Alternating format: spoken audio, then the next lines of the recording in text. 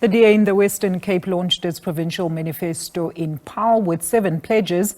The premier candidate for the party, Alan Winde, says that the DA is the only party with a proven track record, urging voters to give it another mandate for the next 5 years. Now, this while the leaders of the party, Steenhuisen, urged voters to not be swayed when there is proof that the DA governs successfully when it is in control. Our reporter Mariska Botha attended the manifesto launch and spoke to the party leadership. We're coming to you from Paarl in the Western Cape, where just a few minutes ago the DA in the Western Cape wrapped up its manifesto launch. It was quite short, surprisingly, if I must say so. Behind me is the premier candidate of the Western Cape, Alan Winde.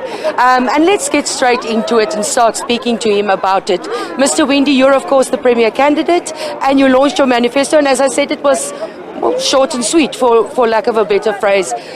Take us, if you can, quickly through those 7 points that you're promising. So first of all, we've got a track record. We've been in power for a while.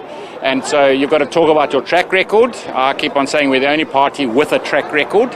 And so you talk about your track record. So it's thank you for your vote. This is what we've done. And now it's the promise of more. Yeah. And as you said, 7 pledges. And you know, those 7 pledges are, of course, continue with jobs. We're already at 78% of all jobs in South Africa came from one province in the last 5 years. A promise of more. Our jobs plan, really, I suppose, if you boil it down, is 800,000 more jobs in the next 5 years, but continue to create an ecosystem and an environment that attracts investment and grows opportunity through jobs, grows opportunity for entrepreneurs, grows opportunity for investment, grows opportunity for people to make a difference in their lives through getting a job.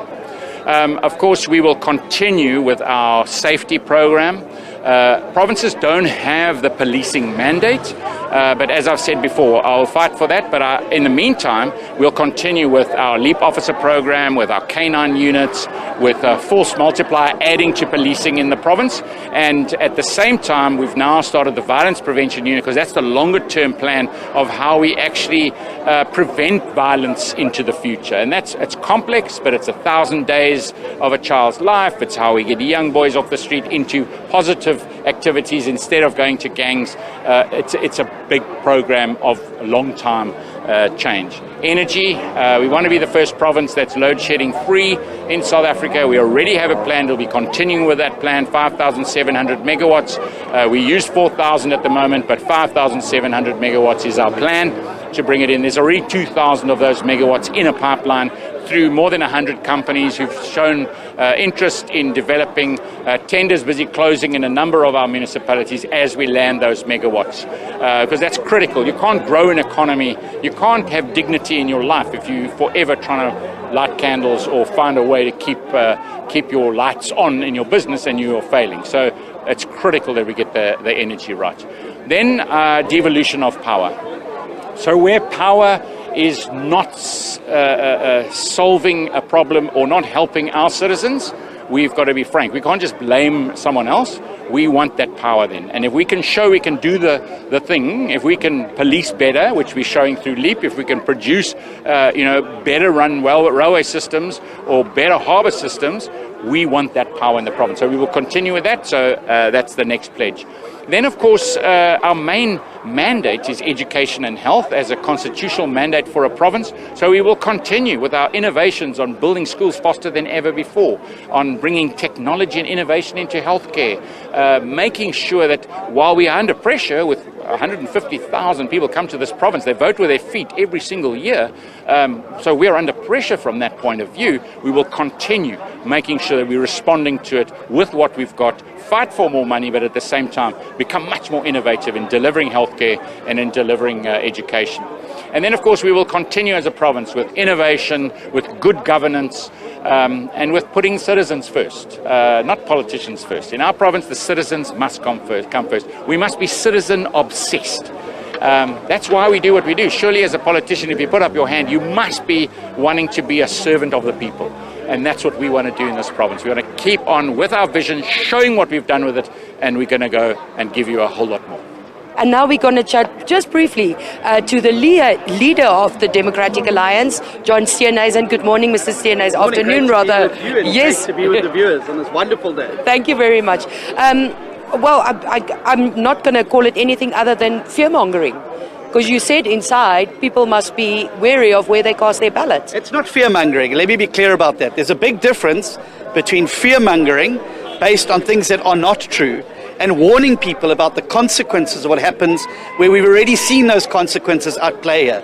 In Knysna in the Western Cape, voters were complacent, they didn't come and vote, and they split their votes amongst these small popcorn parties that pop up every election and then go stale and are swept away. What that did was allowed the ANC, the EFF and the PA to come in there. And that's why Knysna sits today with dead bodies in its drinking water, with no water in its taps, with sewage on the streets, with mountains of rubbish, and a government that's repelling tourists, not attracting them. That's precisely the case. And my key message to the voters of the Western Cape, who've had a really good, clean, accountable government, who've taken for granted that there's water in the taps, that there's decent municipal services, to be very careful about complacency in this election, because you can very easily open the door for the ANC, the EFF and the PA to get in here, and then that reality of Knysna will become the reality of the Western Cape. That's not fear-mongering, it's telling people the reality of what's going to happen if they do in the Western Cape what voters did in Knysna. And I posed the same question to the Western Cape Premier candidate, Alan Winde. Never before have we seen people, or heard it from people on the ground, how they are undecided about who and what to vote for. How do you address people in casting a ballot behind the DA? Well, making it very a clear point. There's going to be hundreds of parties that come to your doorstep making all sorts of promises. In this election, you have to look for one thing. What party has a track record of getting these things done? It's not by accident that 300,000 jobs were created in the Western Cape last year. It was because of DA policies and DA delivery. It's not by accident that 27,000 arrests were made by LEAP officers here. It was a DA policy that brought that to bear. It's not by accident that the highest access to basic services, the best quality of municipal services across the province where the DA governs, are here in DA-run municipalities. It's not an accident. It is by making sure that you have the right people, the right policies, and the right programs of action that deliver. And that's the DA difference. Other parties promise we can show you a track record of delivery, and we can promise you more that we're going to do down the line. Thank you very much. The leader of the DA, John Steenhuisen, speaking there about how he would convince people to cast a ballot for the DA. And just to step out of shot to show you, that's the bus that will be travelling around the province, encouraging people, first of all, to go cast their ballot on the 29th of May, of course. And then, as it was a manifesto launch for the DA, the party will want the citizens out there to put their crosses behind the DA.